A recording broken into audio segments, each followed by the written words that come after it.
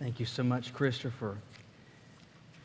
So a few years ago, actually it was 2 children ago, that's how we measure time at our house now, and Nathan, he was big enough, I don't know, I'd say he was probably in the 3 to 4 range, so Andrew would have been somewhere around a year to year and a half, and we were over at my parents' house one day, and my sister had been to the dollar store and she bought Nathan a gift. I guess she got Andrew something as well, but what she got for Andrew was this pirate kit. And inside there was a bandana so that it had this scarf to put on your head. It had this little plastic hook thing that you would hide your hand in so that you've got a hook. And of course, beyond that, it also had a patch that he could put over your eye. And Nathan was thrilled with this. And so he opens it immediately and he gets on his pirate garb and he's thrilled. But since this came from the dollar store, and if you've ever bought a toy there, you know they're not especially well made. This is not durable construction. And I would say in less than a minute, the patch that Nathan had over his eye, it broke, and it was torn in such a way that it couldn't be fixed. And so one moment he's thrilled, and now he's just crushed because his patch is gone, and he's loving the thought of looking like a pirate. Well, that was on the weekend. Later that week, we had taken the boys to a local mall. And we had gone to a couple of stores, and Caroline described that there were a couple of other stores she wanted to go to, and I wasn't interested in looking at ladies' clothes. I have enough in my closet, and so I said, I'll tell you what, I'll take the boys, and I had them in a double stroller. I said, I'll just push them around for a little while, and I'll meet you back here at this particular place in like an hour. And so she was fine with that, and she goes to do her shopping, and I'm just pushing the boys around. And as I'm going through and passing the various stores in this mall, I noticed that there is a Halloween store there. And I had an idea. I thought, well, they're selling all these costume type things. They may have a pirate patch in there. And so I pushed the boys in the stroller in there, and I start looking, and wound up having to ask if there was a patch that they sold. And they said, oh, absolutely. And they took me over there. I found one on the rack, and it was $2. I thought, well, that's perfect. And so I bought this. It was much better constructed. It was far more durable. And so I paid for this. And of course, Nathan is there with me. He knows what I've purchased, and he's ready to wear this thing then. And so I thought, well, he loves this, so I'll go ahead and let him put it on. And so I opened the package, and Nathan puts his patch on his eye. Now, at this point, I'm pushing a double stroller with 2 kids, and the one in the front has a patch over his eye. At first, I'm not thinking about that, but as I'm going down the corridors there in the mall, I notice that people are paying attention, and they're looking at him. And as they look at Nathan, they see this little boy that has a patch on his eye, and you can tell, or at least assume, what it is they're thinking. That poor little boy. He might have had some surgery or something. Maybe there was a birth defect that they had to fix. Or perhaps it was that there was some sort of injury and they're having to cover his eye for a little bit. Maybe he's lost an eye, and they're seeing this poor little boy, and they see him with this patch over their eye, and so they come up with these various conclusions. And each of those is a reasonable, logical conclusion. But the truth is, none of those were reasons why Nathan had the patch over his eye. Nathan had the patch over his eye because he liked looking like a pirate. What seemed to be an obvious or logical reason as to why something was true was not the truth. You know, on this day that we have on this Sunday before Thanksgiving, aware of the fact that on Thursday we have this day that's set aside where across the country we are thankful and supposed to recount and reflect on the blessings that we have and that we experience. We as the children of God recognize that we know the one that's given us all these blessings, and that not simply on Thursday but on every day of the year we ought to be among the most grateful people on the face of the earth, because we know what our blessings are and we know from whence they have come. But unfortunately, truth be told, and you're aware of this, probably even in your own life, we're not the most thankful people, are we? Unfortunately, we're not. And too many times, instead of gratitude, what God gets from us, what He hears from us, is instead of unending thanks, is a whole lot of complaining. God hears us complaining about the circumstances that we're experiencing, the things that we don't have, the things that we do want, complaining about everything that's going on in our life, and what's going on in our families, what's going on in our church, what's going on at work, what's going on at school, complaining about what's on TV. We complain about any and about everything. The question, though, even as people of God, though this shouldn't be true, it is, the question is why? Now, on the surface, a logical deduction is, well, we're not satisfied with the circumstances that we are experiencing. Though we have this, we would prefer to have that. Though we have this in this measure, we would prefer to have it in more. All of those are logical conclusions, but that's not why, as people of God, we complain. I want you to understand that when we, as the children of God, those that quite frankly should and do know better, when we are complaining about whatever it is that we're experiencing, it is because of a spiritual problem. It is because of a spiritual condition that we have that's motivated by some faulty thoughts, some thoughts that we see in Numbers chapter 11. If you would open your Bibles with me there today to Numbers chapter 11, and we'll start reading with verse 1.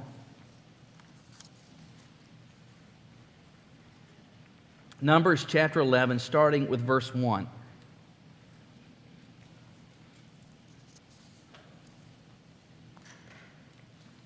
Numbers chapter 11, verse 1 says, "Now when the people complained, it displeased the Lord, for the Lord heard it, and his anger was aroused. So the fire of the Lord burned among them and consumed some in the outskirts of the camp. Then the people cried out to Moses, and when Moses prayed to the Lord, the fire was quenched. So he called the name of the place Taberah, because the fire of the Lord had burned among them. Now the mixed multitude who were among them yielded to intense craving. So the children of Israel also wept again and said, 'Who will give us meat to eat?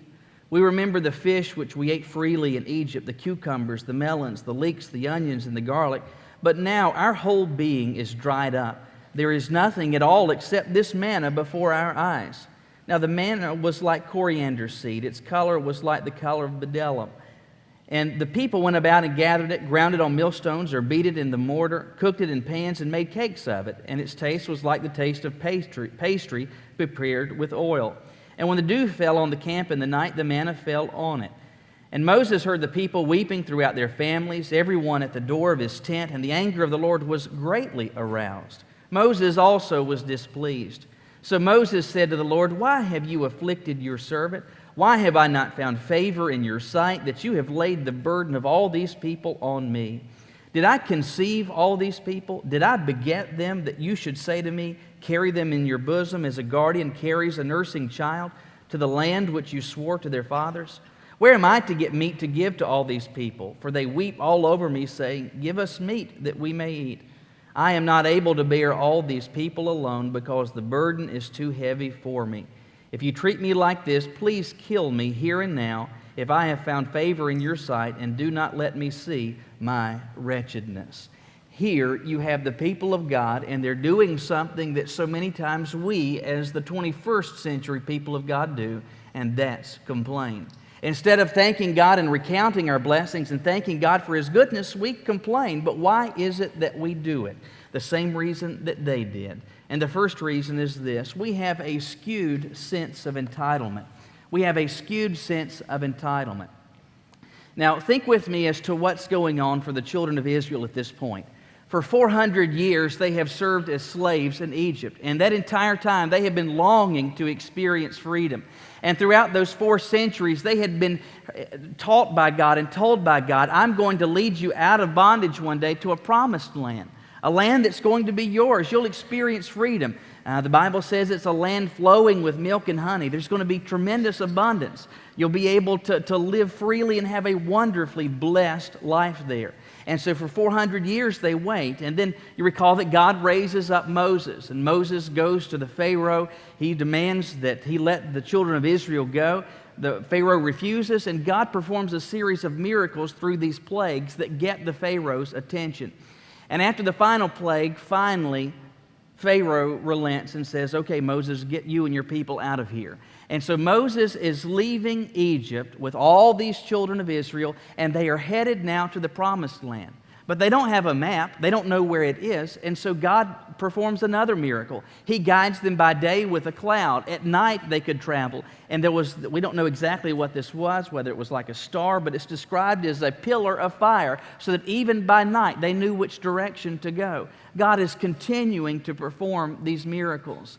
And as they have left, Pharaoh changes his mind, and his armies come after them to reclaim them and take them back to Egypt. They've got the Red Sea in front of them, Pharaoh's armies behind them. Their backs are literally against the wall, And so what does God do? He performs another miracle. He opens up the sea so that they can cross on dry land. Once they have crossed, He causes the waters to recede or to close in so that Pharaoh's armies are drowned. Miracle after miracle, blessing after blessing. And so the people of God at this point, they're traveling, right?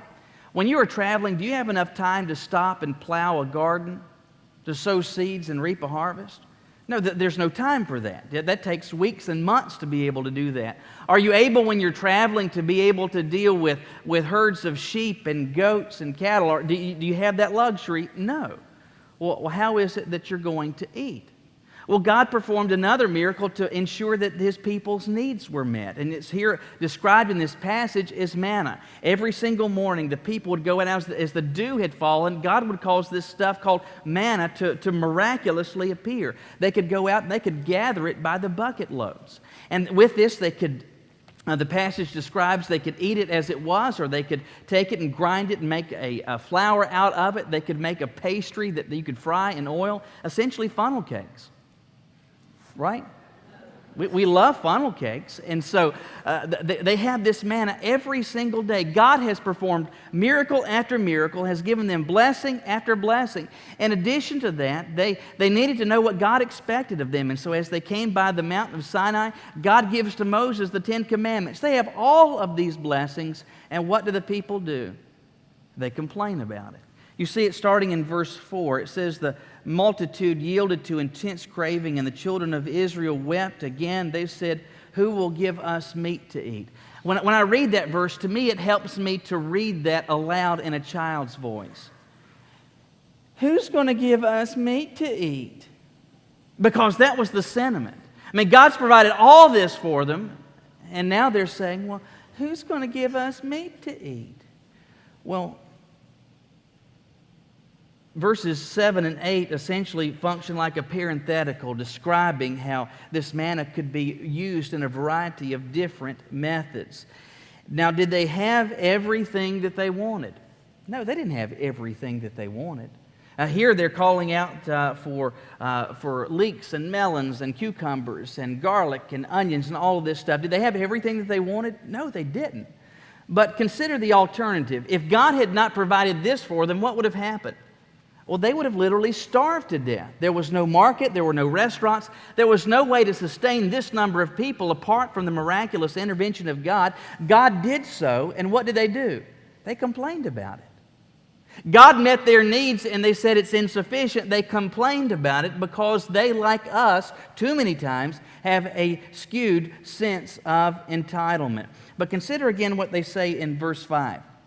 They say, we remember the fish which we ate freely in Egypt, the cucumbers, the melons, the leeks, the onions, and the garlic. So what are they doing? Well, they're thinking about, they're reflecting on what life was like for them when they were in Egypt. Back in Egypt, they didn't just have fish every once in a while, they could eat of it freely. Beyond that, they had melons, they had watermelons and cantaloupe and honeydew. They had garlic and onions to flavor the food. Every night they're thinking, boy, we went to bed with full stomachs and it was great. We could make all of this stuff. Things were so good. But now our whole being is dried up. There's nothing to eat except this manna. Now, it's easy for us to wag our fingers at them, but they're doing exactly what we do today. God provides for us, He meets our needs, and then we complain about it, saying that's insufficient. Why? Because they, like us, have a skewed sense of entitlement. They're thinking about what was going on back when they were in Egypt. They're thinking back on those as the good old days. But what was going on when they were in Egypt? They were slaves. Every day they would have to get up and they're going to be digging and harvesting clay so that they can make and bake bricks so that they can continue the massive construction growth of the Egyptian empire. Every day they do this, day in and day out, year in and year out, century in and century out. They have been worked nearly to the point of death, and now they're talking back on and reflecting on those as the good old days. What's their problem? The same problem we have. And that is that they had this skewed view of entitlement. Complainers then and complainers today, as the people of God, that is true of us. Not only do we like to have things our way, it's as though we feel as though that life operates like Burger King. Have it your way. In fact, you're entitled to have it your way. Why are they complaining? Because it wasn't that their needs were not met, it's that they weren't met to their particular preference, to their full liking, and they felt as though we are deserved meat. We are owed melons. We are owed a smorgasbord of food set before us. They had a skewed view and a skewed sense of entitlement. I read recently about a place in Mexico where an unusual natural phenomena occurs. And there in one location, you have a spring that produces hot water next to a spring that produces cold water. Consequently, the locals will go down there to do their laundry. They will clean their clothes, they will wash their clothes in these pools that are formed by these hot springs, and then take them over into the cold water to rinse them. A tour guide was taking a group of tourists and stopped at this particular location, and he shows them what the people are doing, how there's the hot spring and the cold spring right here, and what a blessing it is.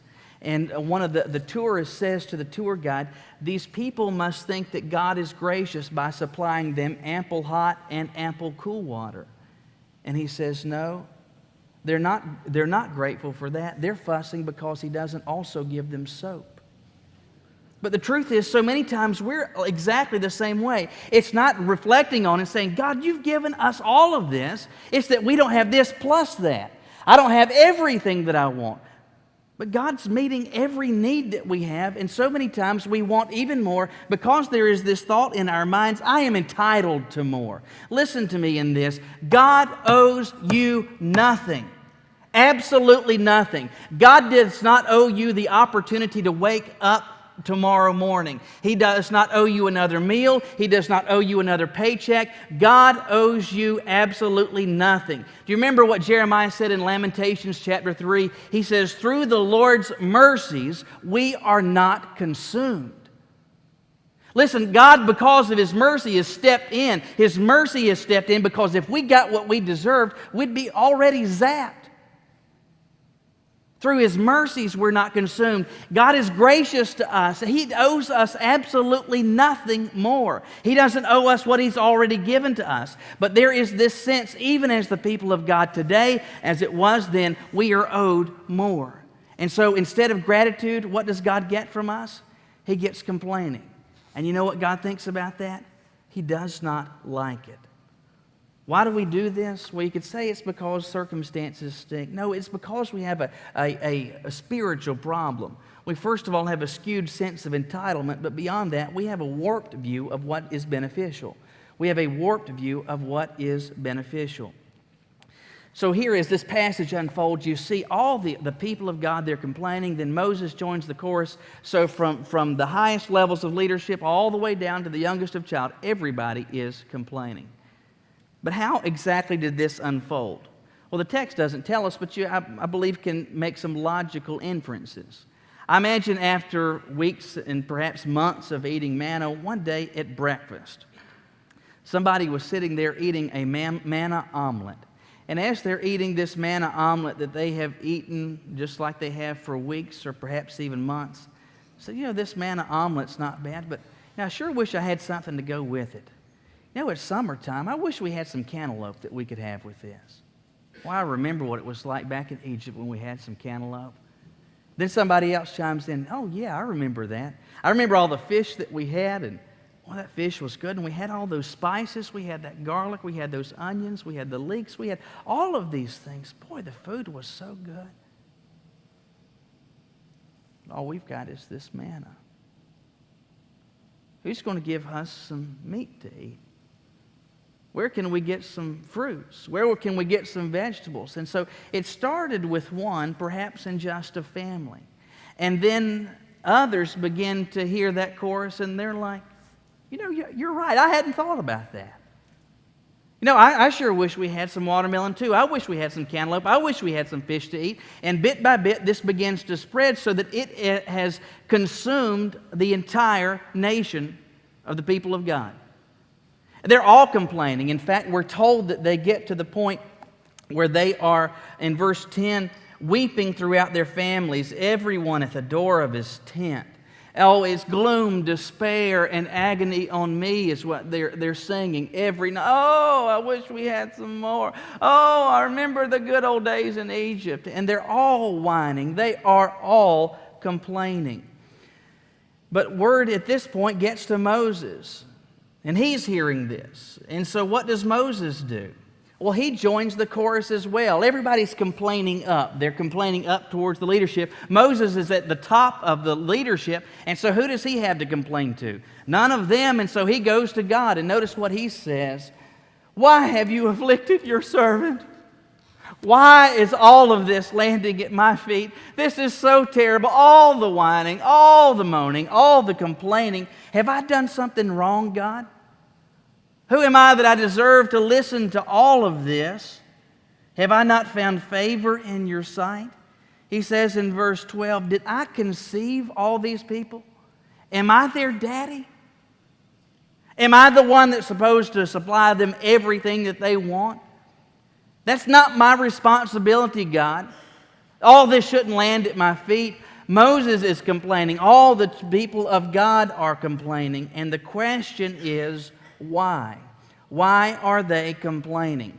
Well, there are, I believe, two reasons for this. And the first has to do with the nature of complaining, which is very simply this. Complaints beget complaints. If you complain to somebody else, it makes it far more likely that they too are going to join in your complaining and complain to somebody else. Complaining spreads like a cancer. Why? Because it leads people to think things that otherwise they might not have thought. Let me give you an example. How many of you have ever been driving down the interstate? And especially when you get where there's significant distances between larger cities, there's not many exits. And so you're driving along and you're thinking, I could probably go another 2 hours without having to stop at a rest stop. I'm doing fine, got plenty of gas. I don't need to go to the bathroom at all. And so I could probably go for another couple of hours. And so you're driving along and then you see a sign that says rest stop 5 miles ahead. Next rest stop 60 miles ahead. So you're thinking, I'm feeling pretty good. I think I could go another couple of hours. And then it becomes rest stop 4 miles ahead. Next rest stop 60 miles ahead. And you start thinking, I think I could make it, but what happens if I can't? There's not many exits. There's not many towns between here and that next rest stop. What if I can't go that long? What if all of a sudden that large Diet Coke that I had at McDonald's, that becomes too much for me? What am I going to do? And so what happens? Though you didn't need to stop at the rest stop, you wind up stopping. Why? Because those signs put a thought in your head that otherwise you would not have thought. Listen, complaining works exactly the same way. It leads us to put thoughts in the minds of others that they might otherwise not have thought.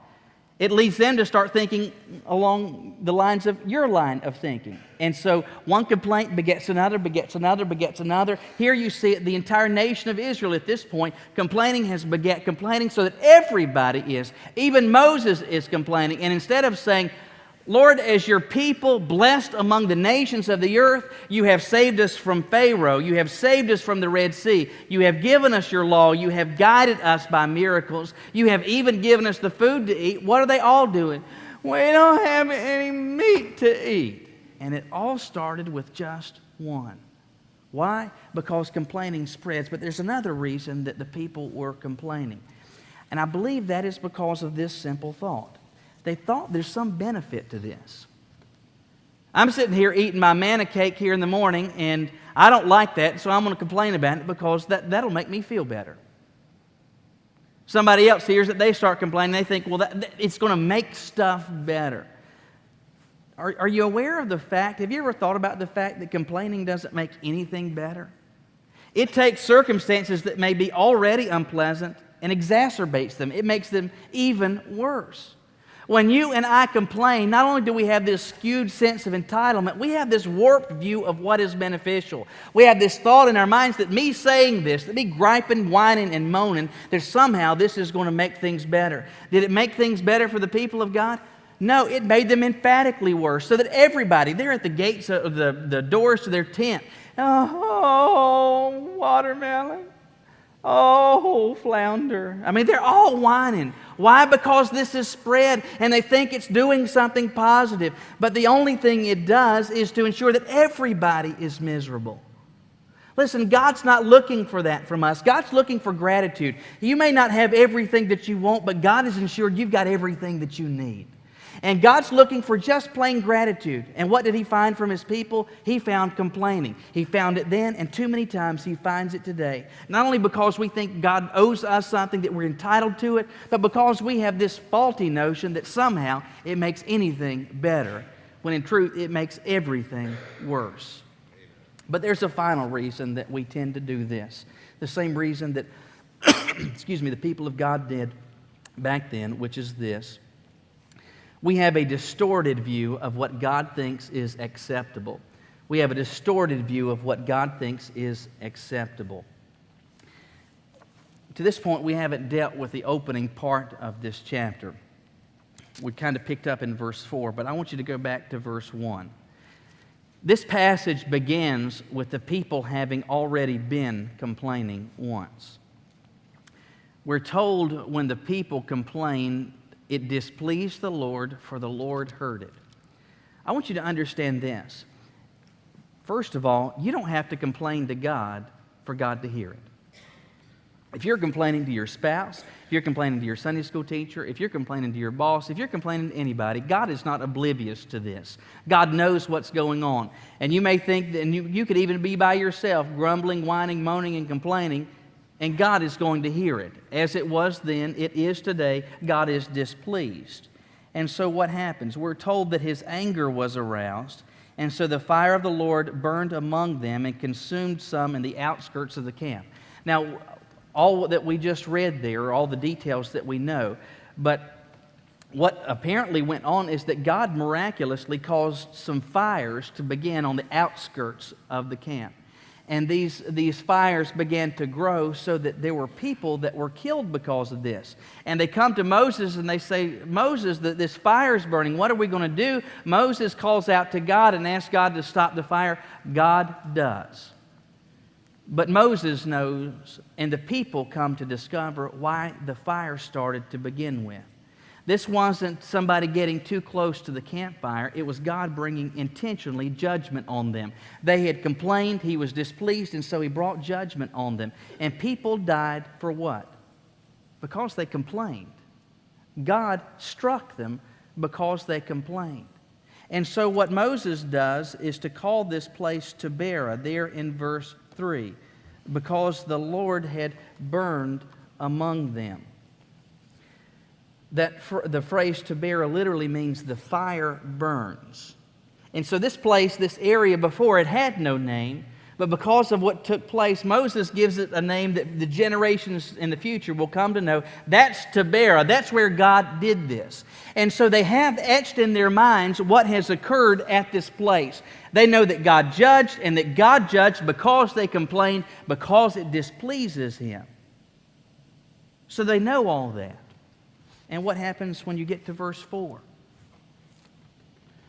The mixed multitude who among them yielded to intense craving, and the children of Israel also wept again.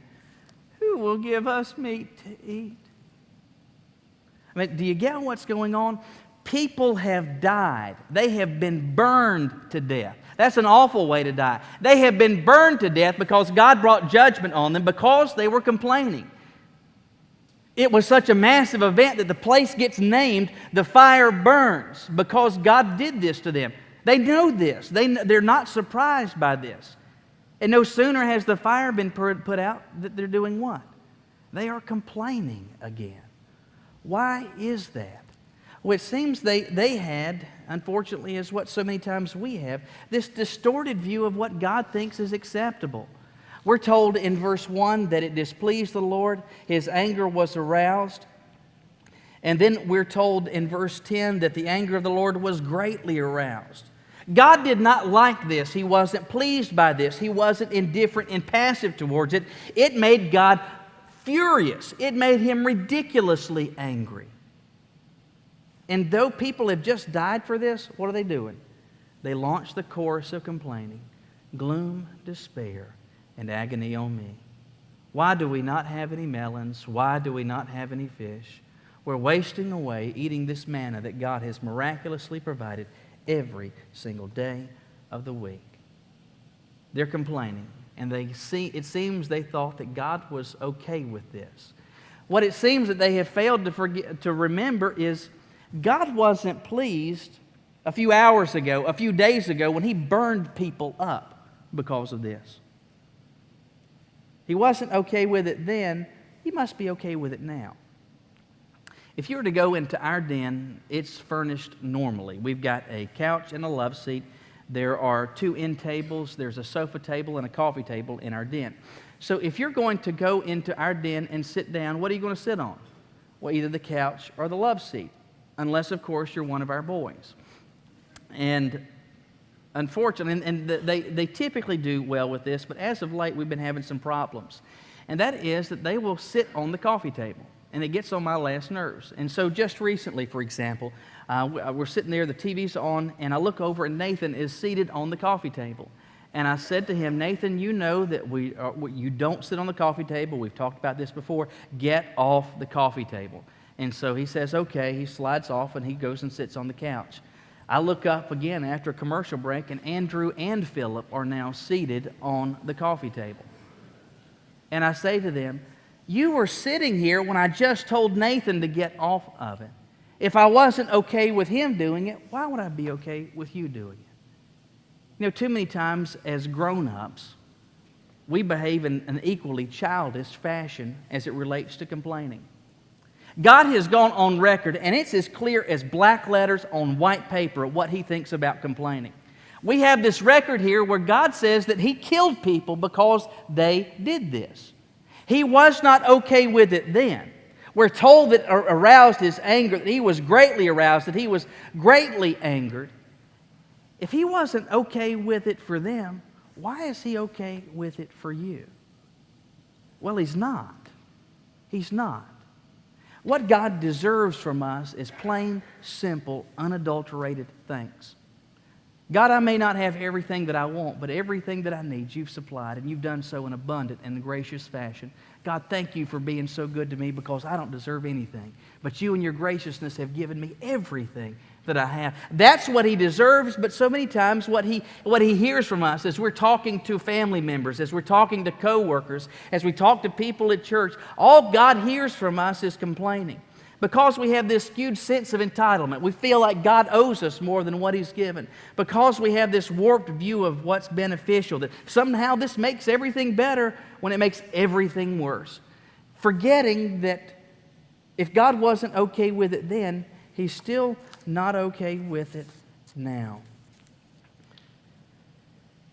Instead of grumbling, instead of complaining, instead of whining and moaning, perhaps what we need to do is something very simple, to meditate on and to think about, and even let these be the words of our mouth, the words of Jeremiah from Lamentations chapter 3.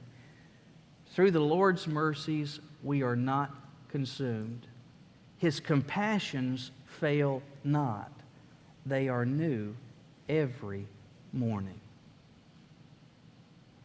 That's what God's looking for. If that is what God is looking for, and it is, let me just ask you very simply, what does God hear coming from you?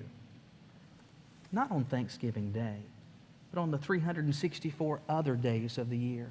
Is He hearing from you thanks, praise, and gratitude? Or are you, too many times like the people of God back then, giving to God a chorus of complaining? Won't you bow your heads with me?